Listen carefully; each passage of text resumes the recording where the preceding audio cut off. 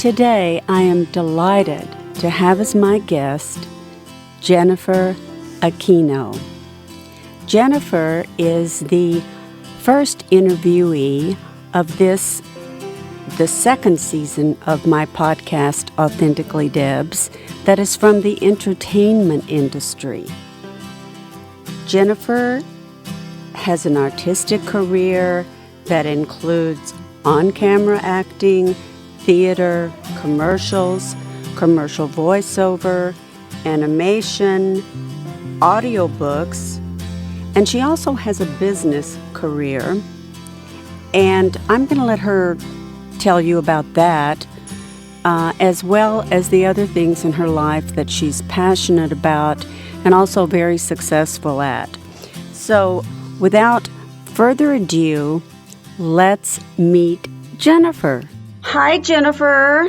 Hi, Deborah. How are you? I'm good, and thank you for joining me today. I'm really excited about that. Well, thank you for having me. You're welcome. This will be fun. Yes, it is going to be fun. I came to know you through the audiobook narration arena, and I've even gotten to meet you a couple of times socially, even with this COVID thing. That's right. That's been great. And I think I told you that I wanted you to, if you would, talk about things that you really care about or that you're passionate about. And I know there are a lot of things, artistically and otherwise as well. And also, you are my first guest as an entertainment industry person. Oh, wonderful. The first year of my podcast, Authentically Debs, was my life story and episodes. And so the second year is all interview format. And you are my sixth podcast of this second year. And the big ideas of my podcast was my OCD that I struggle with, obsessive compulsive disorder, and my artistic life, and then my kids, my family, whatever. So the folks that I've interviewed so far have been related to OCD, since that was one of my big ideas in my life. And especially those people who were mental health professionals that specialized in OCD, and also authors who wrote books who suffer from OCD. So now, like I said, I want to interview people from the entertainment industry, and I thought almost immediately of you for a number of reasons. But bottom line, because I find you to be a fascinating person. Oh, thank you so much. To me, you are a Renaissance woman. And we will talk about the amazing things you've done in audiobooks so quickly. But other stuff too. So before I just inundate you with questions, and this is entirely up to you, but I could give you the opportunity to tell us a little bit about those areas of your life that you care about. And if you would allow me to interject if I have a question. Sure. Okay. So just go ahead, and if you... Yeah, go ahead. So as you know, I'm an actor here in Los Angeles. I've been acting for over 20 years. So, of course, the entertainment industry is one of my passions. I also do voiceover work. And as you know, I recently started narrating audiobooks. About 7 months ago, I started. So I love the audiobook community. And it's a very generous, welcoming community that I just find so rare in the acting world, right? Right. Yeah. And so I'm a big fan of the audiobook community, even reaching out to publishers and the producers. They're so friendly, and coming from on-camera work, it's just not as easy to just reach out to a casting director or a producer or a director and say hi and introduce yourself. It's just not. No, you have to go through the agent. Yes, you have to go through your agent. So. And with audiobooks, in general, agents are not involved, unless you're a celebrity or something like that. So we are our own agents, and we have to seek work and establish those relationships and networking. So also, I'm a mom. I'm also a wife. I'm also a I also own a production company, Kohana Productions Incorporated. In 2007, my husband and I, who's also an actor, Kip Shiatani, we decided to start a production company. And being Asian American, and also for me being female, is like kind of like a double minority in the entertainment industry. It's very challenging.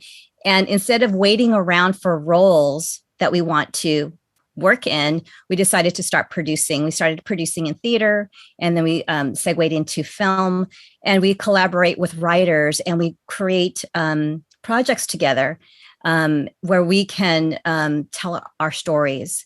Or it could be any story, and then the actors just happen to be Asian American, and it's not really about being Asian, not necessarily. So that's our production company. I also one of my passions is also health and wellness. So I've been in the health and wellness industry for 15 years.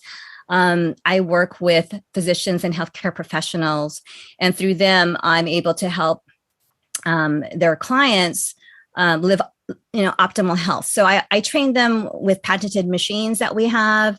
And also with what?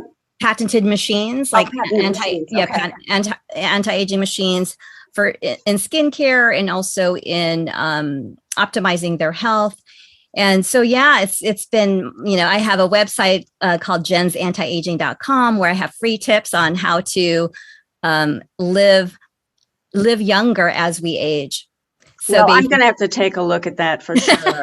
Most definitely. So I'm all about optimal health, because your health really is that's your ticket. If you don't have that, you don't have anything. It affects your work life. It affects your personal life. So really, I would say since high school, health and wellness has been a passion of mine. And even in college, when I went to UCLA, I took nutrition and even performance and exercise courses, academic courses. So it's always been a passion of mine. And so I love helping people basically live younger as they age, feeling younger, not just looking younger skincare wise, but also feeling younger, like having more energy. Because as we age, of course, energy goes down, sleep quality goes down. But you know what? Staying active helps all of that too. Yeah. Of course, that would be the exercise. Yes. So it's really just lifestyle. It's what you eat. It is. How you live and how you think, right? Mental health, wellness. Yeah. So everything, all of that is so important. Let's see what else. I mean, there's so many. I think I covered like the work-wise health and wellness.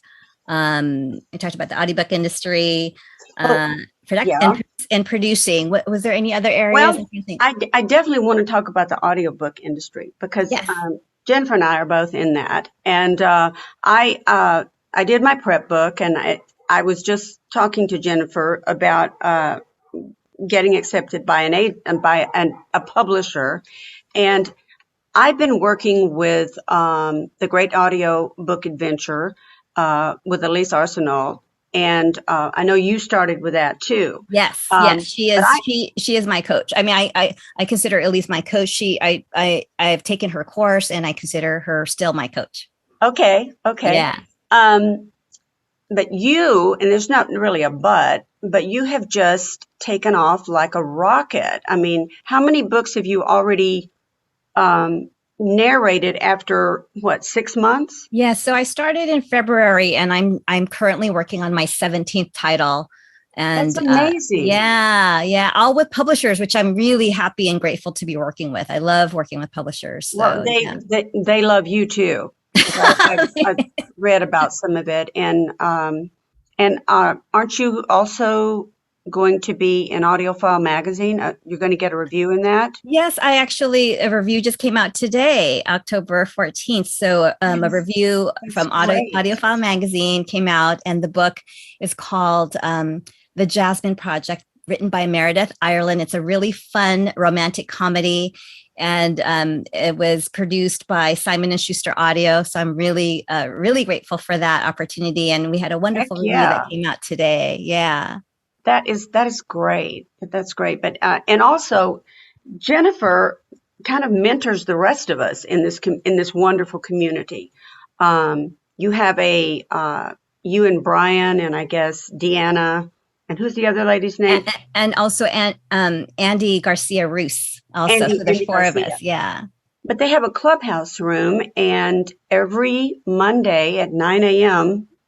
Pacific Daylight Time, we get to go in and we get to read from a different genre for a minute, and then they critique us, and it's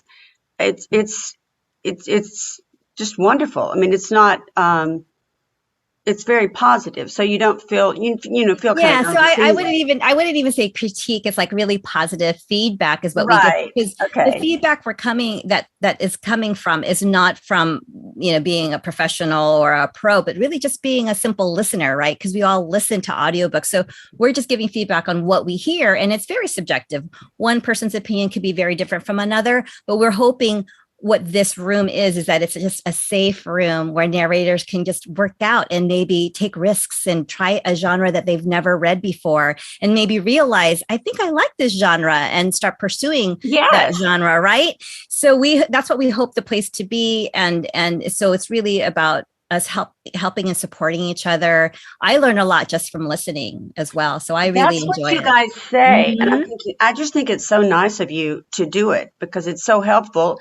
And the last one I was in, I learned about horror being something that I might like to pursue. And and then I also found out that nonfiction is something I might like to pursue. And that was Yeah, not part of my samples, but it is going to be. And wonderful. so maybe you could tell a little better than I did exactly when this happens, and so that Yes. people want to join us. Right. So our room is on Clubhouse. This is a free app that is just an audio app. So there's no video involved. And all you need is a cell phone or a tablet. It was where you could find this Clubhouse app. And it's every Monday morning at 9 a.m. Pacific, 12 noon Eastern. And it's under the club audiobooks, the audiobooks club. And the actual room is called Narrator's Workout. So Narrators. every Monday morning, we and every week is a different genre, and we announce the genre the week before. You could also look in Clubhouse under the club, and you'll see ahead of time, probably Hmm. maybe 2 weeks ahead of time, what the genres might be. Will be, and we're having a special Halloween episode on October I read 31st, about which is a that. Sunday. Yeah, we're going to have it at night at 10 o'clock p.m. Pacific, 1 a.m. Eastern, and instead of 1 minute, we'll be getting to read 3 minutes, and so it's more of a like kind of a showcase and kind of a fun, spooky theme night that we decided to have. So I'm looking forward to that. And what I have seen a little of is people that are not actors. They're not really in the artistic community, but they've always kind of they read audiobooks and they maybe want to narrate. I mean, they don't Yes. know. So Mhm. I would encourage them to come as well Oh because yeah. I mean, there's a lot of narrators that are not necessarily come from an acting background. They might have, they just might have a special interest, or maybe they just love books and love reading books out loud. And so they got into narration. I know Andy Ruiz Garcia, who is one of our co-moderators in the narrators workout room. She does not have an acting background, but she has a mental health therapist background as well. right. So that's her passion, and she loves books. And so that's what brought her to narrating. Okay. That's great. Um, all right, let's see what else I want to talk about with you. Well, all of the above that you mentioned, but tell me about your acting because I know you have a lot of experience with that. Yeah, so I've been acting for over 20 years. I So just have to interject that you don't look old enough to have been acting for 20 years unless you started when you were 5 or something. well, you're so sweet. You're so kind. My anti-aging products are working. Ah, there you go. Okay. Yeah, so I think it's actually even more closer to 25, or even more than 25 years. But yeah, so gosh, I started in TV, but I love theater, and I've been working also in independent films. As you probably already know, one of the fun roles I had was I was a doctor that killed Mcdreamy on Grey's Yes, I was Anatomy. hoping you'd mention that.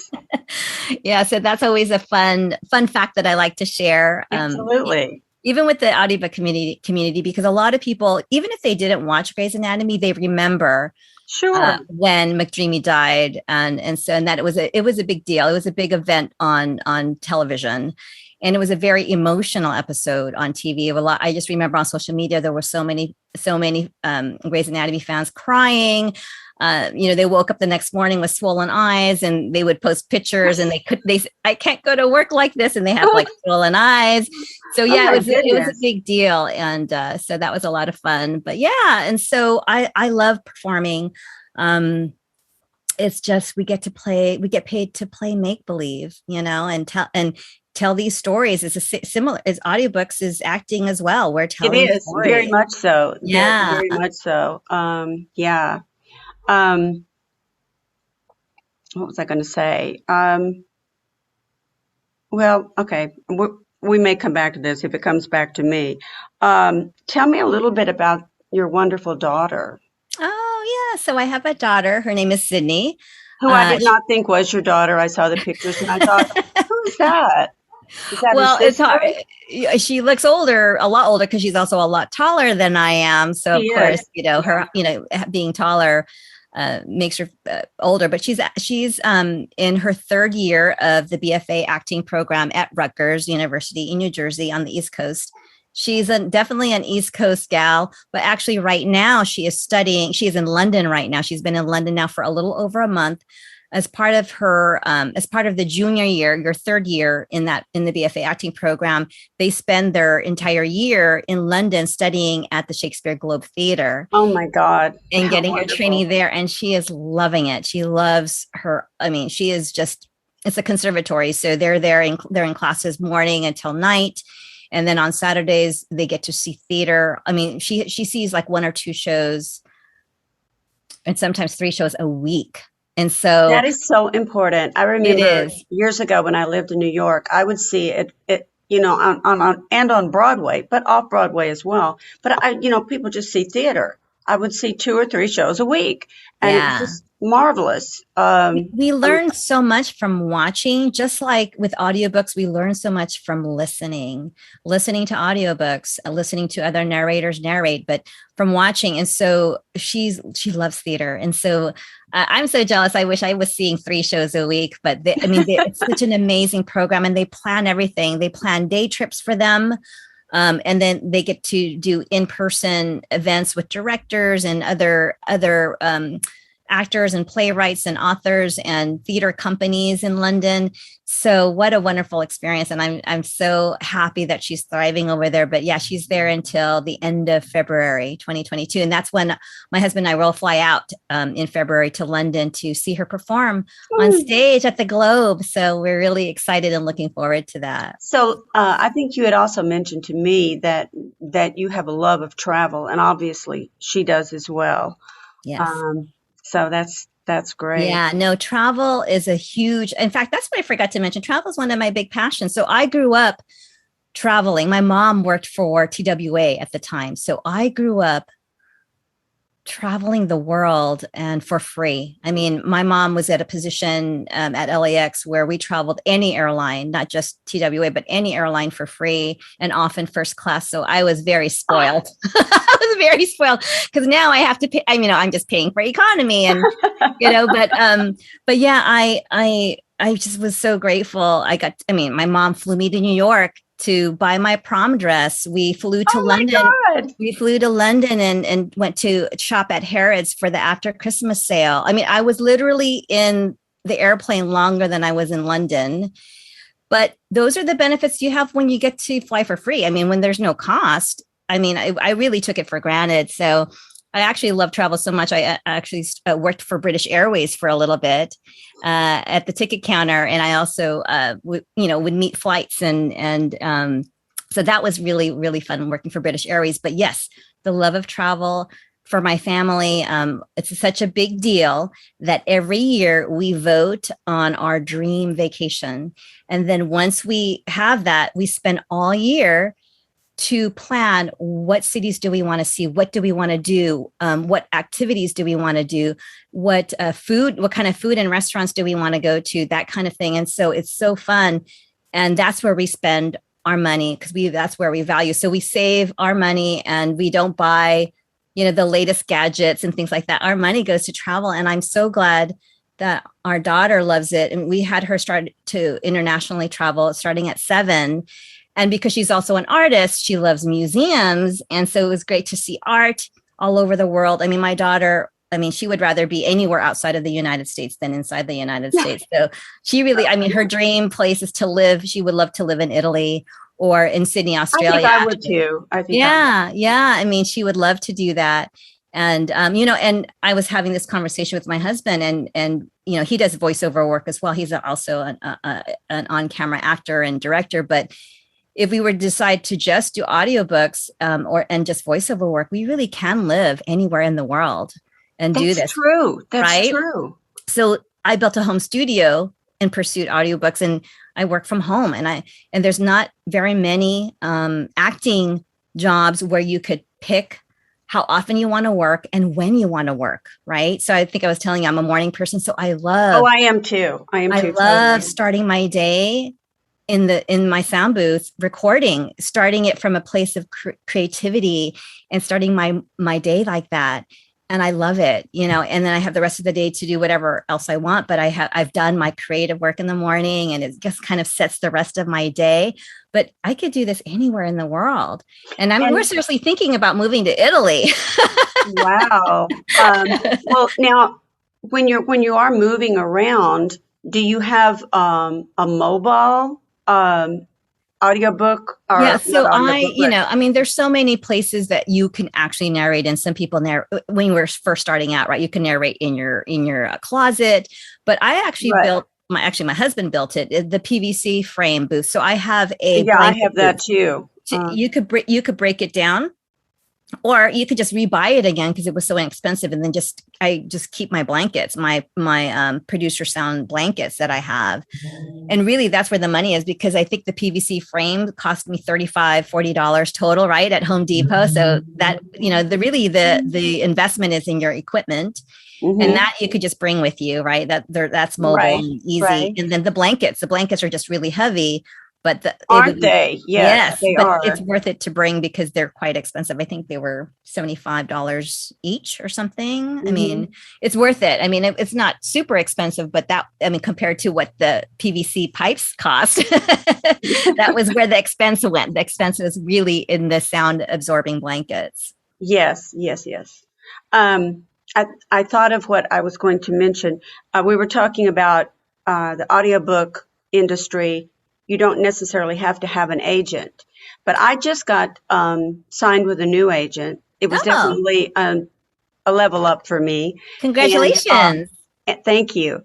And when she found out that I did audiobooks, she said, "Oh, we do, we have clients that do audiobooks." And she mentioned Ahab. And so she said, "I'm really glad to know that." And I thought, this is unusual, isn't it? It is. So it's really, you really have to have clear communication, Deborah, with her.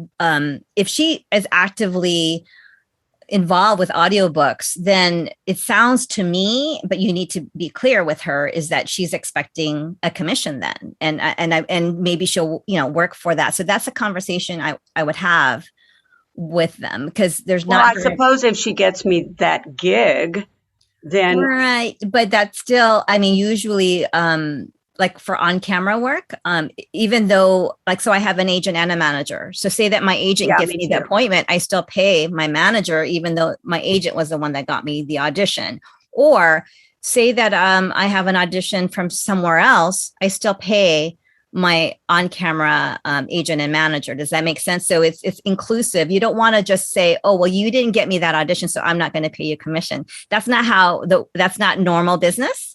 And so that's why it's important. Or you can, if this is a manager, wait, is this an agent or manager? This is an agent. An agent, yeah. But I do have a manager, and they do not know each other. I see.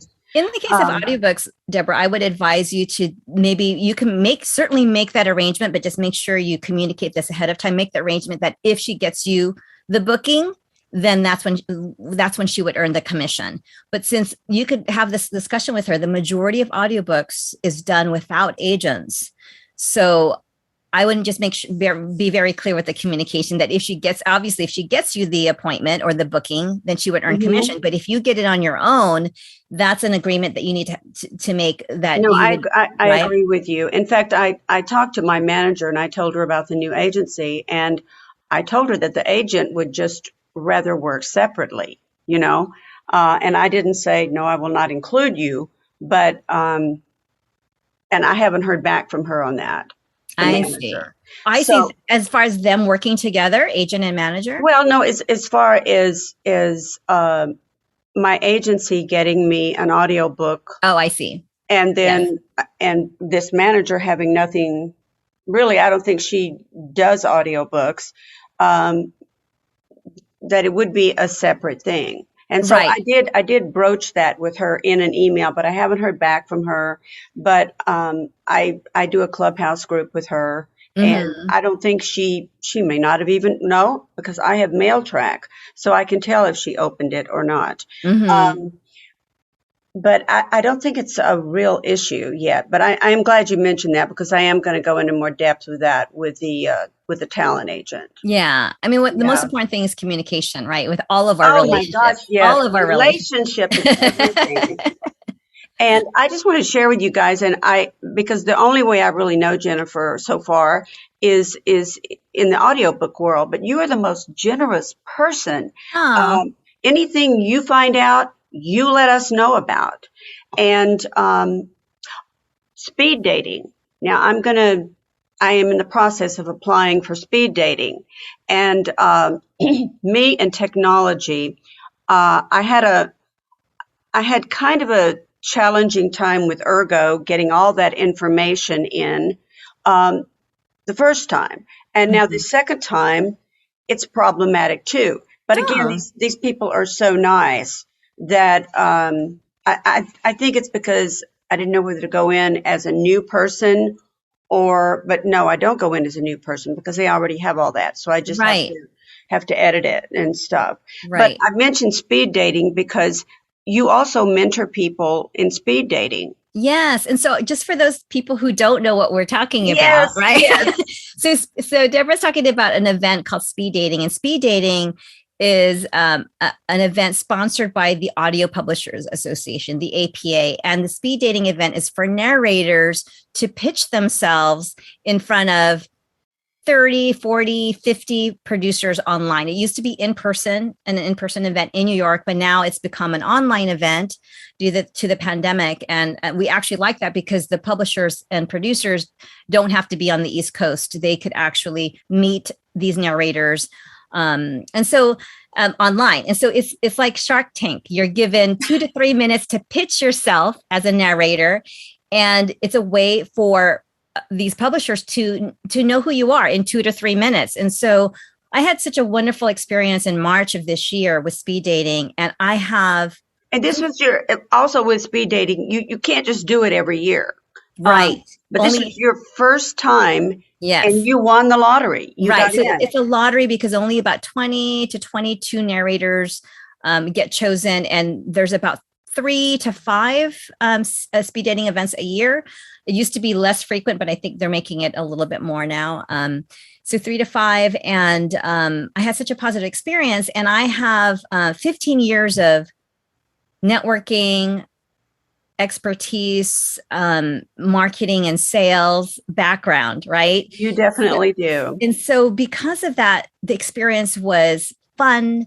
It was not nerve-wracking, and because it's so, to a lot of narrators, it's such an important event because they're allowed to do it only once every 2 years, if they even get into the lottery. And so they feel like these 2 minutes mean a lot, right? But the thing is, if you put so much pressure on yourself in those 2 minutes, sometimes it might not go as well as you want it to. And some people are very shy. There's actors who are shy. There's narrators who are shy. We're alone in our booth. We tell our story and then we're done. So here's the time where in 2 minutes, you need to be a little bit more out there, right? And some people don't like to talk about themselves, but you got to talk about yourself for about 2 minutes for your pitch, right? And that's what she does for us. She just explains it like that. And and so I wanted to, I actually spoke to Elise about it, that I would love to help adventurers with this experience. And especially it's only 3 to 5 times a year that I would do this. And so because people were asking me, they wanted to pay me, can I pay you to coach me on my narration or my demo or speed dating, what to say, that kind of thing. And so what I decided to do is I don't want coaching to be my business. My love is in acting and narrating, but I do have this natural wanting to always want to help, right? You do. And I know that I could help people with speed dating and be their authentic selves and really just shine for these 2 minutes. And so Elise really encouraged me, and under the Tree Cave umbrella through the Momentum Club, I was able to coach 4 narrators that went into speed dating, and I'm so proud of them. They had such a wonderful experience, and that's really what it's about. It's about having fun and having a positive experience and just being your authentic self, because really publishers, they just want to know who you are. Exactly. They want to know who you are. They don't need to know how many books you've narrated or all these, they don't need to know that so much. But yeah, and so I really enjoy doing that. And I'm actually doing another session because there's a Spanish speed dating event coming up in I read about October. that. Yeah. Okay. So I'm going to be coaching three narrators that got into the Spanish speed dating. So that's coming up in a couple of weeks. Yeah. Okay.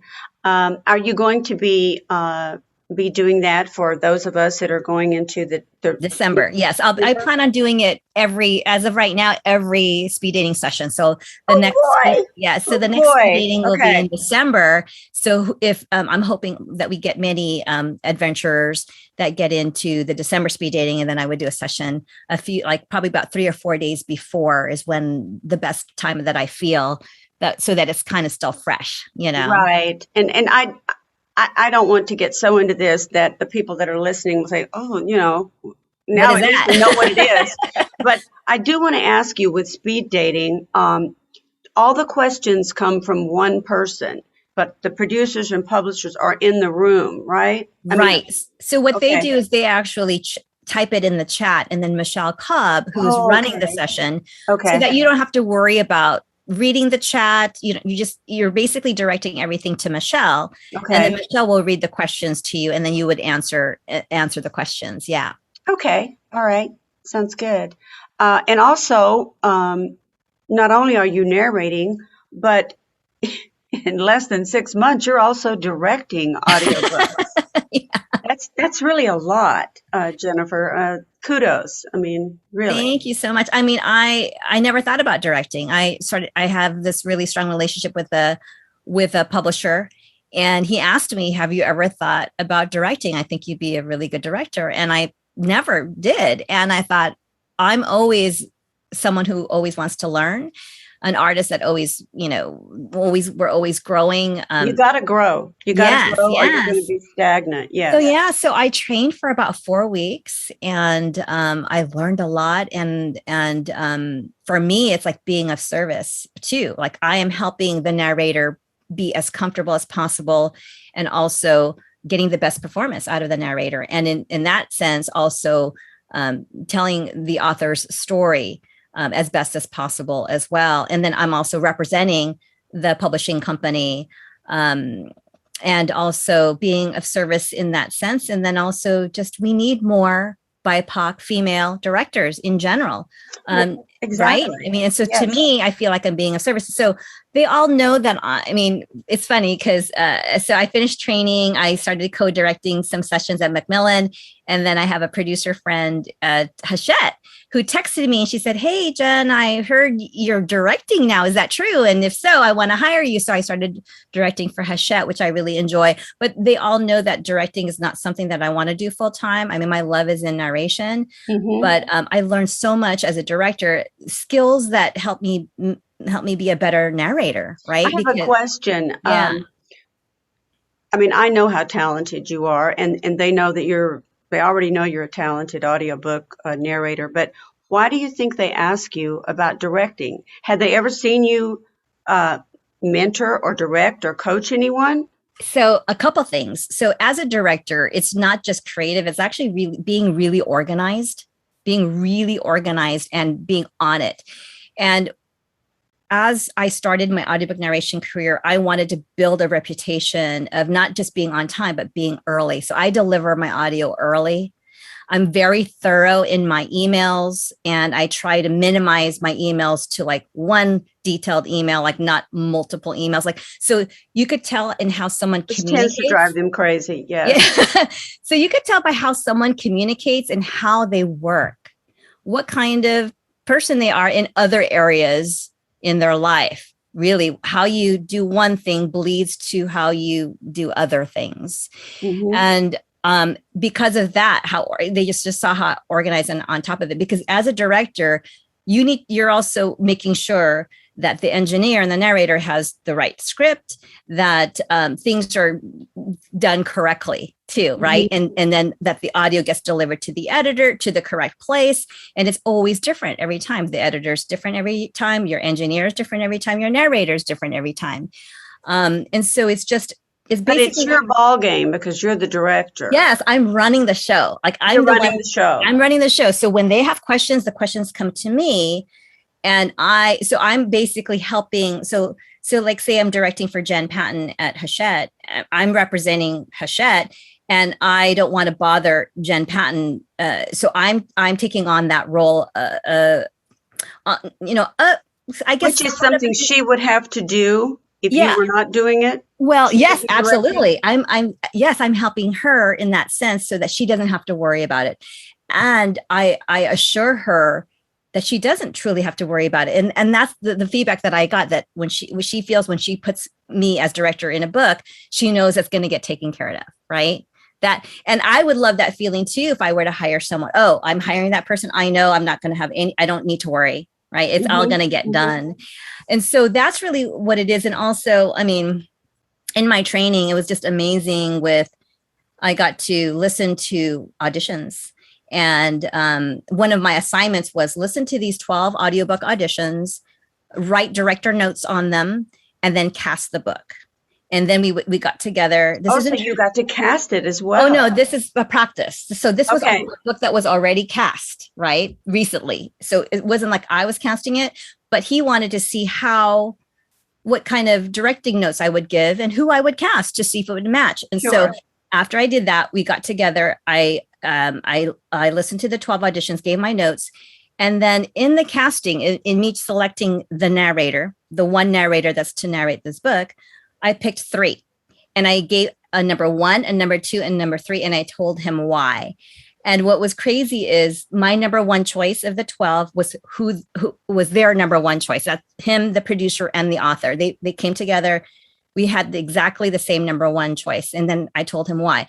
The thing is, they decided not to hire the number 1 choice because they wanted the ethnicity to be even more specific. This was for a Latina female narrator. Then we found out it needed to be more specific to a certain area. I believe it was like Colombia. Because the storyline was more about being from Colombia. So it was really important to the author. Sure. If possible, if we can, not just a Latina, but someone from Colombia. Mm-hmm. So then we went with, and I didn't know this background at all. So they ended up hiring my number 2 that I had on the list. Right. So that was in common. But then if you continue to do this as much as you want to do it, as much time as you want to devote to it, you will eventually be having the final say on that, will you not? Not necessarily. So in audiobooks, generally, the producer, by the time it gets to the director, it's already been cast. Sometimes it's the author, right? The question is, when do we hire a director? And most of the time, depending on the publisher, like I know Penguin Random House, I believe they hire a director almost every time, which is amazing. Great. Yeah. But for the most part, narrators are self-directing. And the few times that publishers decide to hire a director is an author who's maybe never narrated before, right?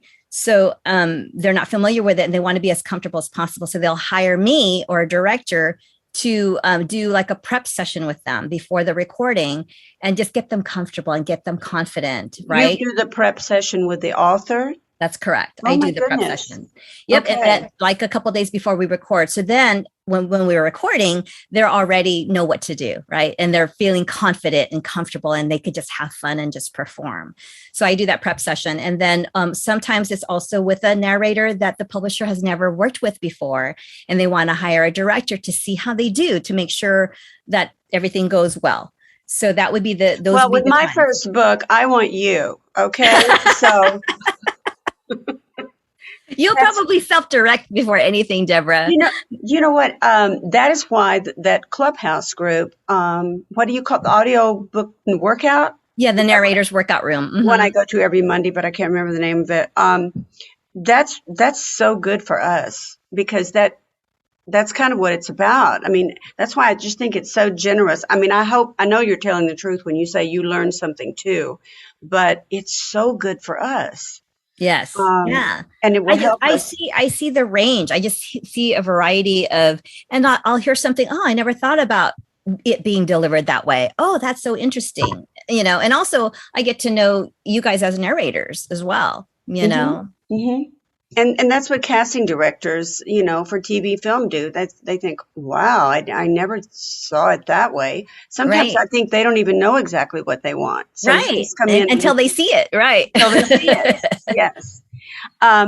Another one of your passions is your production company. Yes. That you do with Kip, your husband. Yes. Right? Mm-hmm. And can you speak a little bit on that? Yeah. Like what you guys are doing now, or what's coming up?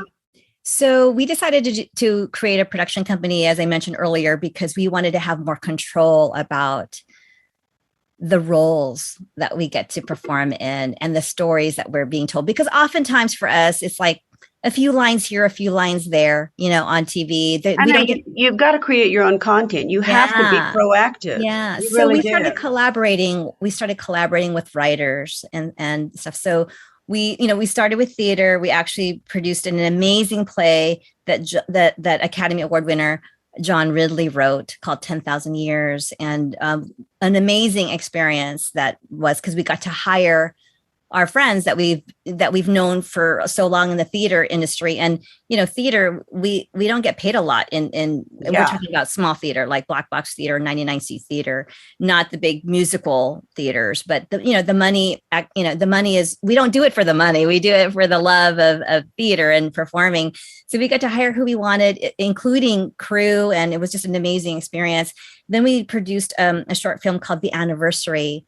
Several years ago, we collaborated with a writer and a director, and we went through the film festival circuit, which was a lot of fun. Oh, tell me about that. That must be. It was so much fun. And we won, we won Best Short Film, Best Drama. We won Best Cinematography in another festival. Wonderful nominations. And we got to meet other filmmakers and network. And I still go to now. In fact, I was recently invited to the opening night red carpet event at the North Hollywood Film Festival, where our film was nominated and won awards several years ago. But it was nice to come back and just be re-inspired again. Yeah. And so right now we are in pre-production. We're collaborating with a writer, Diana Marr, on a full-length feature. She's writing a full-length feature for us. Things slowed down because of the pandemic, which was really difficult. And so I'm excited about that. And now, will that be a play or a film? Full-length feature, a full-length feature film. Full-length feature. Okay. Yes. Mm-hmm. Oh, that is exciting. Wow. Okay. So now I guess the big question that we all have for you is, when do you have time to sleep and eat and, normal things? Well, because health and wellness is a passion of mine, and so is self-care. Actually, sleep is a priority. So I get 8 hours of sleep every night. I'm pretty much That's so important. I need to work on that. That's so important. It's a priority. And whether I have to get up early or late, I just adjust my going to bed time to that, to make sure that I have my 8 hours. For me, I'm a happier person. I'm a healthier person when I get my sleep, and I'm more productive with work, right? Because people say, how do you do it? You do so much. And I go, well, I make health a priority. I eat predominantly plant-based. I exercise. I do breath work. What kind of exercise do you do? I do Pilates and also like circuit training with free weights. Oh, yeah. So I get my heart rate up, but I'm using like 5 to 10 pound weights. So resistance training, which is important. And in Pilates, because to keep your core strong, and I stretch and stuff. So just things that make me feel good. You know, I have a dance background. I think, did you say that you had a dance background? No, but I know you do. I have a dance. So I stretch, and I don't know, I like to dance alone. I mean, it's hard. It's like I would love to be in dance class, but again, the pandemic put a halt to that for a while. Yeah. But, I would actually go back every year. So I was a member of the UCLA dance team for 3 years, and every homecoming we were invited to perform and cheer on the football field every homecoming, and then that halted during the pandemic. But what was great was we had a group of I called them our team elite our dance team elite, where we had all of our alumni, and we would get together throughout the year and dance. We would perform dance routines together, all for homecoming, all for October, so that we could perform together. And I loved it. So who was the choreographer? Oh gosh, we all rotated. Oh, okay. We all rotated. So we all have our own routines that we put together. And I loved it because it was like a free dance class, you know, like we would get together and dance and perform. And then of course, hopefully we'll be able to start that up again. But it was really amazing to be able to, put on my UCLA cheer uniform. And after how many years? I don't know how many years. 20, 25, 30 years maybe. Putting my 30-year-old uniform on. And you can still get in it. Yes, I still fit it. You mentioned my dance or my lack thereof. I was studying dance when I was 5. It was ballet and tap. But my granddaughter, who just got cast in her first film, is an award-winning dancer. She's 11. She's been dancing since she was like 3. Wow. And she can sing. She's got that kind of coaching, and she's just now getting into acting. But and actually the agent that I did have, I introduced them to her. They looked at her tapes. They met her on Zoom, and I told her, I said, Stella, being shy is death. I don't care what you do, but just don't be shy. Because she's the kind of person that when the lights go up, she's ready. And she was so not shy. Oh, great. But she actually got the first, she got cast just to a self-tape. It didn't even get to the point of a Zoom callback. That's great.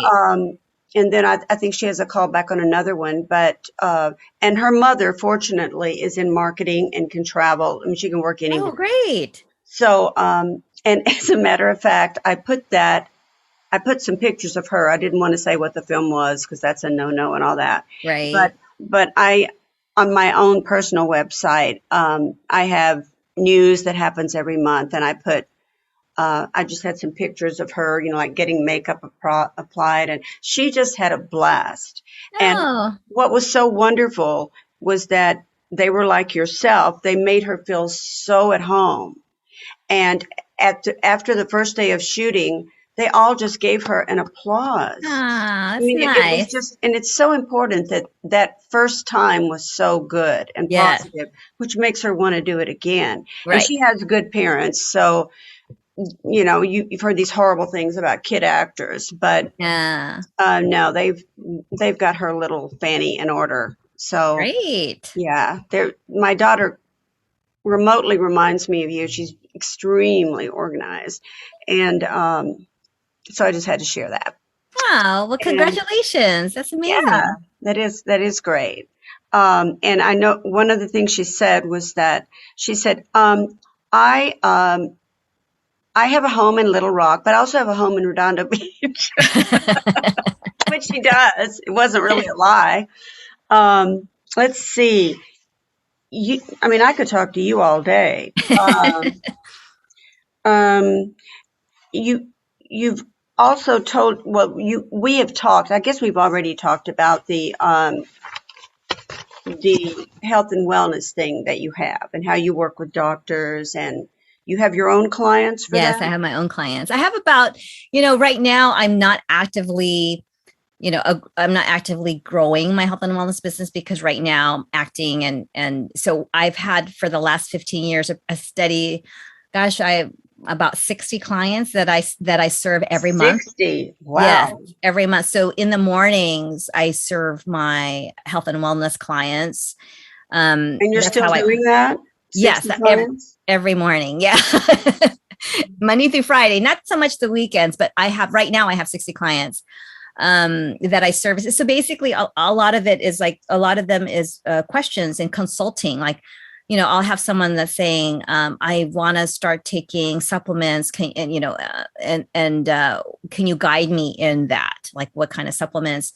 Or sometimes it could be, I'm having trouble sleeping.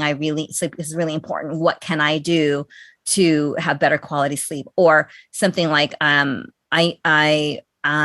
I need more energy, but I don't want to rely on coffee and caffeine. What else By the can I way, do? I just have to interject that I have completely dropped coffee. It's been almost a month now, and it wasn't hard. It was, yeah. it used to be if I missed a day of coffee, I had this, not migraine, but it was like, oh my God. But I simply got tired of it. I mean, it's like, I'm through with coffee for this lifetime. And so I've been getting hot chocolate, but I don't want that much sugar every Do you day. like tea? Do you like hot tea? I'm going to go in that direction. Can you recommend one? Green tea is for optimal health, green tea, but even black tea. I mean, tea is good for you in general. I know black tea has caffeine, green tea has caffeine as well, but there's so many antioxidants in green tea. So it's going to have to be green tea, because right now, like right here, I'm sure that people might think this is wine, but I'm an alcoholic and I have 10 and a half years sobriety, but I still like to drink everything out of a wine glass. It's pretty. That's a pretty glass. Thank you. This is a cold green tea. Green. Well, that's great. So but in the morning, I think a warm green tea would be wonderful. Yes. So, yeah. That would be my suggestion. Yeah. Okay. I just want to say that I'm so glad that I've met you. And I'm so glad that you are around for us in audiobook narration. You're just one of the most, giving human beings that I have come across. Oh, thank you so much. It's been great getting to know you too, Deborah. Thanks. So I guess we're going to say goodbye for now, but I'd love for you to come back anytime you have a moment, because this has just been wonderful. And is there I know it's not, I don't know if you want to give people a way to reach you. I don't know if you want to do that. So of course, if any of your listeners have any questions or would like to reach out and connect with me, I'm on Facebook under Jennifer Aquino Shiatani, or they could find also through you because we're Facebook friends. But I'm on Twitter and Instagram under Jen Aquino 25. Jen with 2 N's, Aquino Aquino 25. That's Instagram and Twitter. And then, of course, I'm also on LinkedIn under Jennifer Aquino. So any of those social medias, I'd be happy to connect with anyone. About many things. Yes. And I have a website, jenniferaquino.com. And then for health and wellness, for like free tips, including recipes and just, ways to live younger as we age, is jensantiaging.com. So Jen with 2 N's, jensantiaging.com. I would think a lot of people would be interested in that, including me. So thank you again so much for coming. And let's do it again soon. And I will see you, maybe not in person right away, but I will see you soon. And I'm so glad that you're doing the speed dating prep. And have a wonderful holiday season. Thank you so much. It's getting cooler out here in Southern California. It is. It's nice. I love fall weather. So yeah, we have Halloween coming up. We have Thanksgiving coming up. And of course, the Christmas holiday, the winter holidays. So yeah. And so I hope that everyone that is listening can maybe, there's so many things that this woman is expert in that, please, she says, feel free to contact her. So I would suggest you do that. Thanks, you. Deborah. Thanks, Deborah, for having me. It was, you are welcome. A lot of fun. This was wonderful. Talk to you soon. Okay. Wow, that was a very informative hour that we just got to spend with Jennifer Aquino, who, as you know, I refer to as the Renaissance woman. And after hearing all that she does so well, I think you'd probably agree with me. Jennifer told you how you can reach her about any of the many passions in her life. And I also want to tell you that you can reach me, Deborah Jan Gray, about my podcast, Authentically Debs, A Southern Girl Looks at 70, at my website, which is deborahjangray.com. And the Deborah has no H, and the Gray is AY. You can also reach me through my email, which is deborahgray3@gmail.com. And I very much look forward to hearing from you. And if you like our podcast, please subscribe. And I also want to say that I am very much looking forward to having Jennifer back with us, because being a Renaissance woman, she is always doing something new and wonderful and doing it well. So have a wonderful day and be blessed.